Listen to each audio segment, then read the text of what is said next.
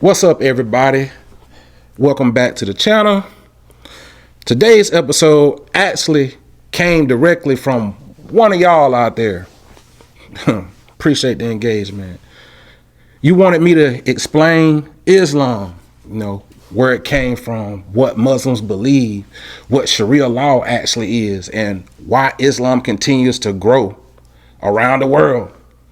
So today, we're going to do exactly that, but through history, not propaganda. It's your boy CJ Everson, and welcome back to the Jewish Skeptic. If you've watched this channel for any length of time, you already know I don't give Christianity special treatment whatsoever. If I ask Christianity difficult questions, then I have to ask Islam the same questions, y'all. And this ain't because, I hate religion or nothing like that, but I think it's more because I care about truth more than tradition.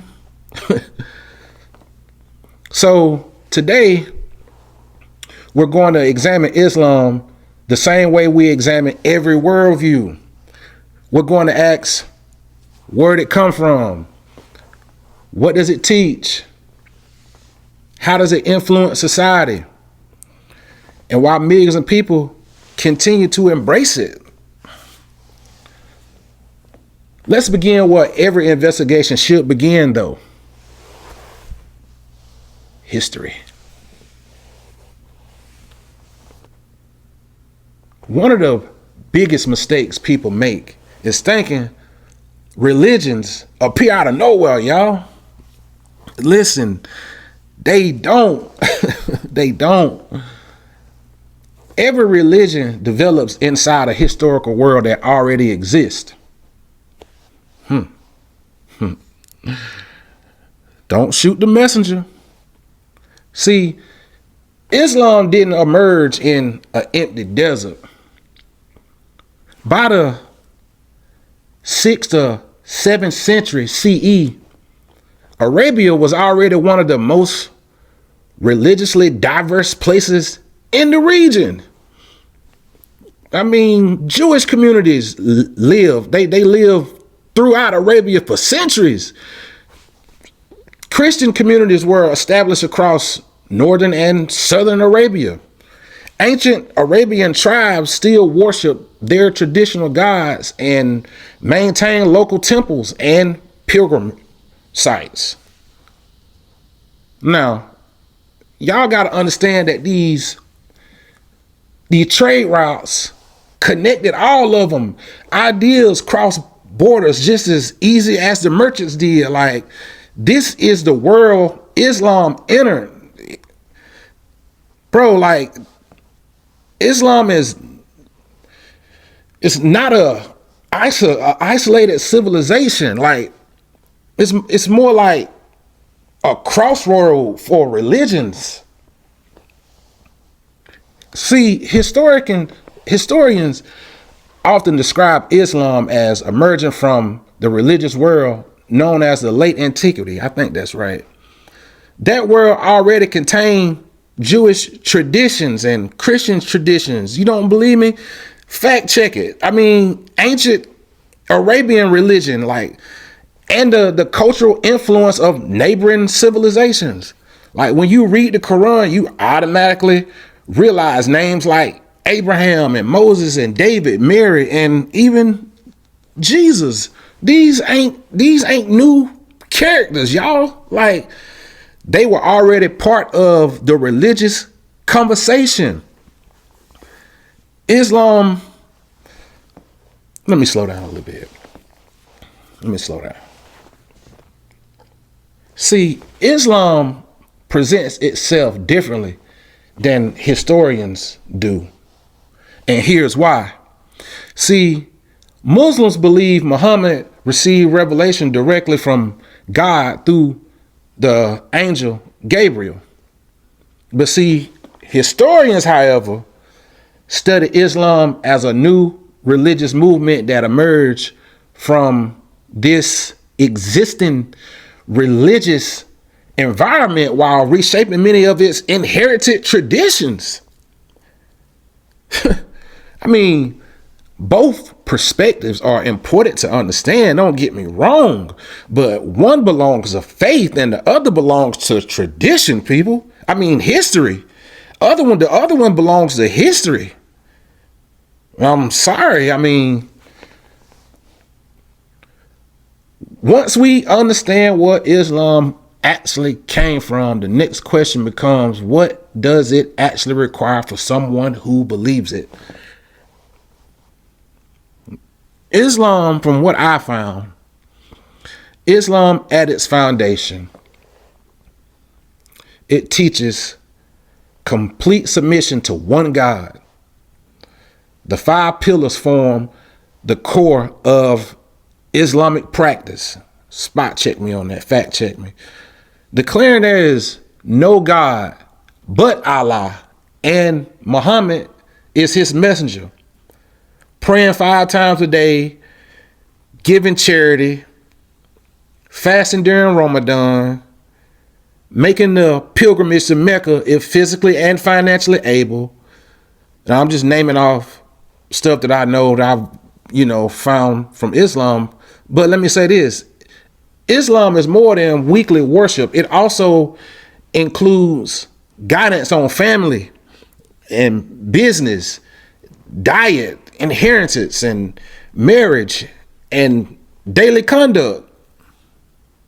Don't take this wrong, but just like Judaism, religion and everyday life are completely connected. It's no different.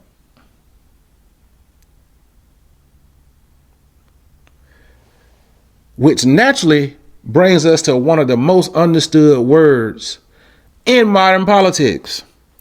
Most people hear the phrase Sharia law and immediately think about the criminal punishment.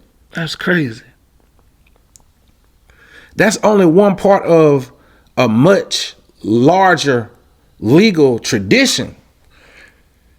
Sharia simply refers to Islamic religious law derived from the Quran, traditions about Muhammad, and centuries of legal interpretation. How it is practiced varies tremendously, though. Some countries apply it mainly to like family law, and others extend it into like criminal law and government. And I said that because I think it matters, because saying Sharia without asking which country or which legal school is like saying Christian law without distinguishing medieval Europe from modern America. I hope y'all caught that. So if Islam asks so much of its followers, why are more people joining it? The answer ain't just one thing. And this is what I found out. In some countries, migration contributes to the growth. In others, birth rates play a huge role. And some people convert after studying Islam, especially in like prison and stuff like that. Others are attributed to its structure, discipline, community, or moral framework. Social media has also made it easier for people to directly hear from Muslims rather than relying only on outside portrayals. Whatever the reason, though, popularity doesn't tell us whether a religion is true. History has seen many popular ideas later rejected. Truth isn't decided by a vote. And that's where every conversation about religion should end. I don't ask whether a religion is ancient. I don't ask whether billions believe it. I don't ask whether it's politically popular. I mean, y'all, I ask one question. How do we know it's true? Y'all hear me say that all the time. How do we know it's true? that standard doesn't change because we're not talking about Christianity. It doesn't change because we're talking about Islam. It doesn't change because we're talking about Judaism.